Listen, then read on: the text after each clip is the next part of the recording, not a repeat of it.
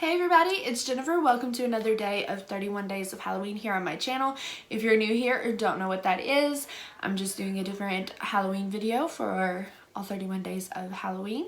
All 31 days of Halloween, all 31 days of October.